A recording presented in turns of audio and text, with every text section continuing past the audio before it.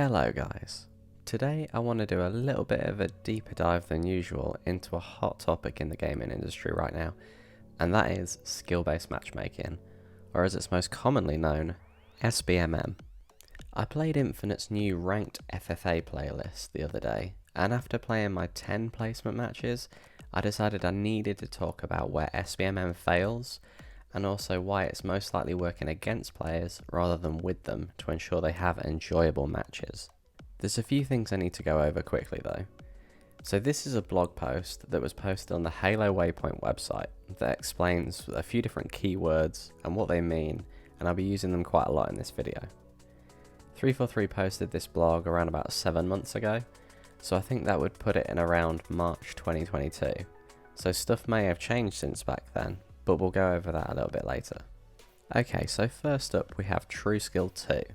So this is the overall system used in Halo Infinite to determine rank and overall skill within the game. MMR is your invisible skill rating based on your past performance.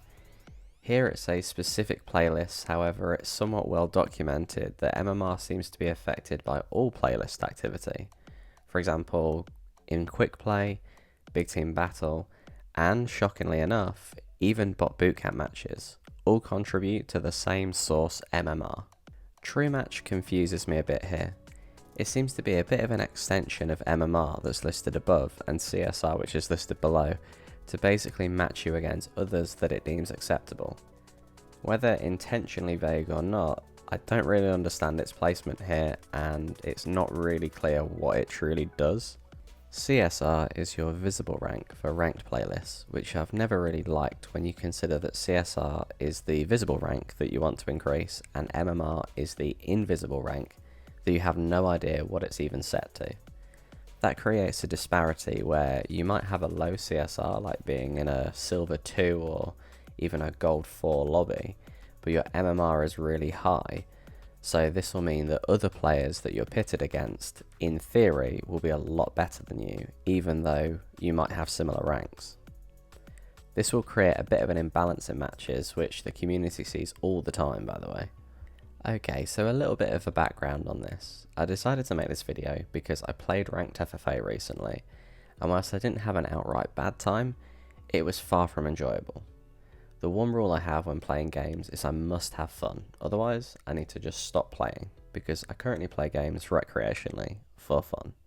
This isn't my job, yet, so when the fun stops, stop. Playing ranked FFA was pretty tough. Aside from the questionable matchmaking choices the game made for me, I had to deal with poor respawns, where I would die as soon as I was spawned, or I'd die as soon as someone else spawned in. I don't know if this is purely about bad spawn locations or the maps are too small, I'm not sure, but I know it's a problem. I also encountered way more desync issues than normal. For those not in the know, desync is the desynchronization between your computer or Xbox and the server you're connected to, which can result in you dying even though you're behind a corner, or your bullets not registering, or everyone's favourites, grenades that just disappear. All those issues results in a pretty miserable matchmaking experience. My primary complaint of the matchmaking system is that contrary to what it says in the blog post, MMR does seem to be a global ranking factor across all playlists. Not only that, it seems to take more priority over your CSR to some degree. I found myself checking people's rank after each game, and noticed that the people I was playing against were either gold or unranked. Some unranked players were in fact Onyx ranked though, as they were using the Onyx nameplate you unlock for when you reach that level, so even though they didn't have a rank in FFA, they were still good enough to reach the rank of Onyx in another playlist, which just doesn't sit right with me. I myself rank in Platinum. In Season 1 I did manage to get to Diamond, but I'm certainly not an Onyx player, so in my opinion I shouldn't be matched against other people who have achieved Onyx.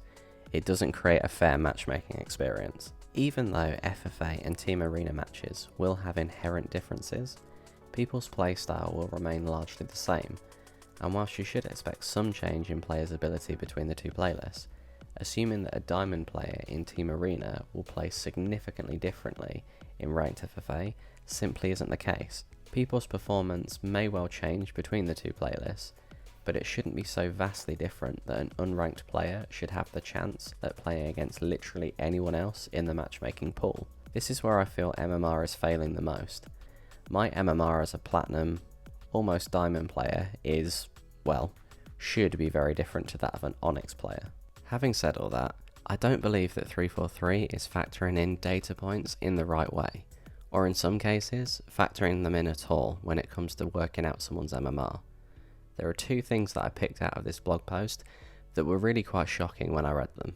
When you party up with a friend and they're really good and you're not so good, it will average your MMR and try and find players that are around the average MMR between the two of you. I don't see this as a good thing, and it seems to be an issue with games generally that adopt this model, because what will happen is the players who aren't as good still struggle in the game even though the average MMR amongst players is lower. So it means that people just end up not wanting to play with friends that are much better than them. I believe a much fairer system is one where it treats your friend with a higher rank and who is better as the outlier in the game, and fills the match with more people around your lower skill level. I've experienced this firsthand in an indirect kind of way. What I mean by that is I've been put into matches before where I'm clearly the best player in the game and everyone else is a lower skill level. But everyone else is a similar skill still, which means everyone has a somewhat balanced experience in the match, because personally I have to try extra hard to carry my team to win. Now, I'm not saying this is a perfect system, and to be fair, it's far from it, but games are much more enjoyable and competitive when there is a healthy mixture of people's skill within a match. Another issue I found within this blog post is the fact that partying up will cause your average skill rating to increase, as 343 assumes you're a coordinated group that will perform better overall. It does say that this is a system that learns from historical data, but I don't see how this will change over time, other than either learning that it either works or it doesn't, in which case this feature ceases to exist and be useful at all. I think there's simply too many data points that the system is looking at to be able to accurately determine if a group of people that are queuing together will be coordinated and will have some kind of advantage over others, especially if their rank differs too much to begin with anyway. The last issue I want to touch on is the section near the bottom of the blog post that mentions how MMR is influenced by social matches. It states that in some instances it will take your social performance into account to build a starting point. However, discussion on social media like Twitter and Reddit has indicated this is not truly the case. I discovered back in the early days of Season 1, and then some much more popular people discovered it a lot later into Season 1 or even at the beginning of Season 2, that social matches have a direct influence on your MMR, which in turn affects your placement in ranked matches, particularly the bot bootcamp playlist. When I tested this a while ago, I had an inkling it could be the case, but now I'm absolutely confident it is the case. It turns out that all social playlists, but in particular bot bootcamp, your performance in those playlists will have an influence on your MMR to a point where doing really well against bots, which obviously is not that difficult, will artificially inflate your MMR, meaning you'll get much harder matches in ranked and other playlists. And the opposite is also true as well. So if you play poorly in a game, you'll expect your next few games to be much easier. I feel as though the current matchmaking system in place for Infinite just needs a complete overhaul at this point. There's far too many data points at play at the moment, and it seems as though all the important factors are just getting cancelled out by one another, and there needs to be a much simpler approach to matchmaking players in general. I think Halo should go back to the Halo 3 days of having very loose skill-based matchmaking for social matches, and a completely separate 1 to 50 style rank for ranked matches. That way you can play competitively on your terms and make the game the most enjoyable for your type of playstyle. Anyway, that's enough from me. These were just some of my thoughts on the rank and SBMM situation in Infinite. Let me know what your take is on all of this in the comments down below. Please smash that like button if you enjoyed this video. Let's try and get 5 likes, it will really help grow the channel. Subscribe if you want to see more videos like this in your suggestions, and I'll see you legends in the next video. Thanks so much for watching, bye bye.